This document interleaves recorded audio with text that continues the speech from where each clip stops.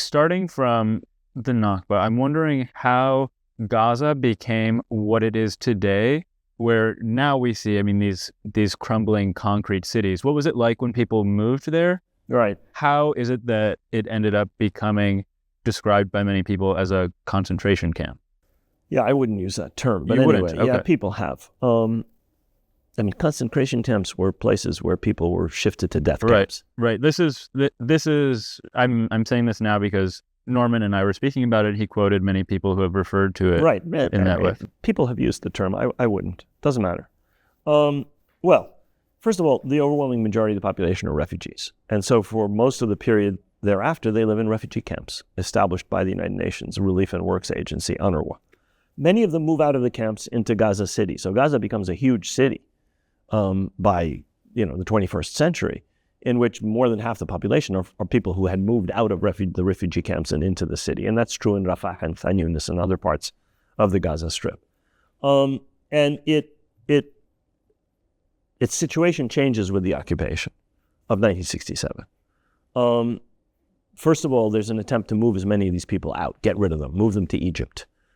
Israel forces a lot of them out of the Gaza Strip and tries to get others to leave. It's doing this all over the West Bank and East Jerusalem. About 350,000 Palestinians are forced to leave, driven out of refugee camps in the Jordan River Valley, driven out of Jerusalem, driven out of villages along the road to Jerusalem, right after the 67 war, about 300,000 people. So 750,000 in 1948, 49, and another 300,000 in 1967. And they live under Israeli military occupation. One of the greatest lies in American political discourse is Israel is the only democracy in the Middle East. Israel is a country which for 57 years has ruled through a jackboot military occupation over a population almost as large as the Jewish population of Israel. How can it be a democracy where within the same sovereign space, almost 50% of the population have no rights whatsoever? They don't go before real courts. They go before military courts, which don't dispense justice. They dispense basically what the occupation wants them to dispense, where everything they do in terms of entry, exit, import, export, movement is regulated by a foreign army. And that's 3 generations that this has gone on.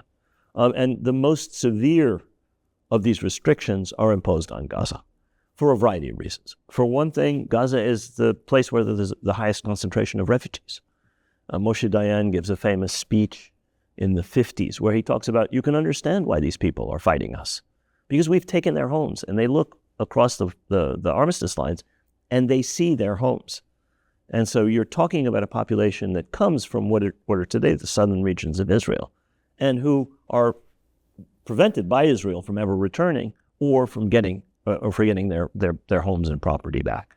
So Gaza becomes sort of the cradle of resistance. After the 67 war, the military commander in that region is Ariel Sharon, and he carries out a ruthless campaign in the early 70s, demolishing homes, hunting down people who are resisting the occupation. And I insist on using the term resisting the occupation because this is a foreign military occupation. What would you call it? Are the people who resisted Napoleon Bonaparte's invasion of Spain terrorists because they were fighting the French army? No.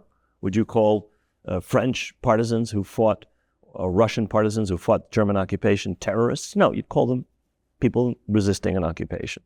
And that's what people in Gaza were doing. And it was always the area in which, political movements that became important in Palestinian politics first developed. So Fatah first develops there. Hamas first develops there in the Gaza Strip.